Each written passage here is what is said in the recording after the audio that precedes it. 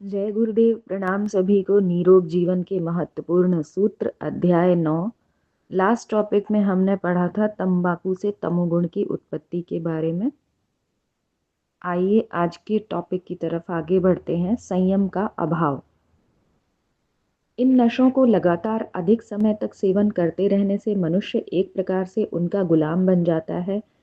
इससे उसके अंतःकरण और मन की शक्तियों की अवनति हो जाती है। इंद्रियों की स्वाभाविक कार्य क्षमता में कमी पड़ जाती है।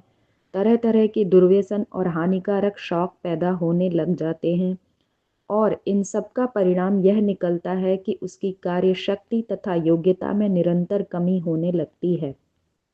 कोई उल्लेखनीय कार्य करके यश और उन्नति की ओर प्रगति करने की संभावना घट जाती है और जहाँ के तहाँ पड़े रहकर दिन गुजारने की स्थिति ही उत्पन्न हो जाती है।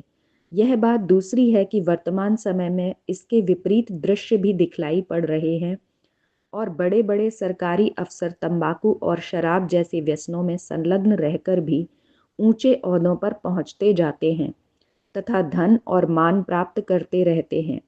पर यह दोष वर्तमान पाप की प्रधानता वाले युग का है।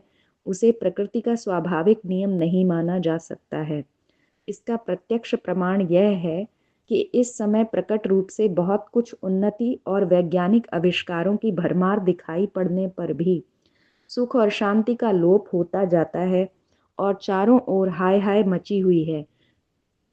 सच बात वह है कि इस प्रकार के नशा आदि में ग्रस्त व्यक्तियों को इस जमाने में ही इस प्रकार के उच्च पद और मान मिल सकना संभव है।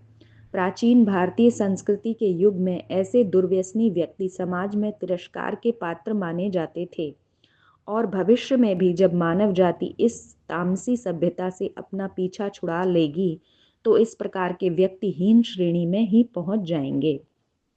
तो आज के टॉपिक में हमने ये भी जाना कि जो लोग नशा करते हैं उनमें संयम का अभाव होता है और इस वजह से उनको पहले हीन दृष्टि से देखा जाता था। आज के समाज में हम इस तरह के लोगों को प्रतिष्ठा भी देते हैं, उच्च पद मिल जाता है, लेकिन पहले के ज़माने में जो लोग ऐसा करते थे उनको हीन श्रेणी में ही रखा जाता था। तो आज के लिए इतना ही। जय गुरुदेव। प्रणाम सभी को।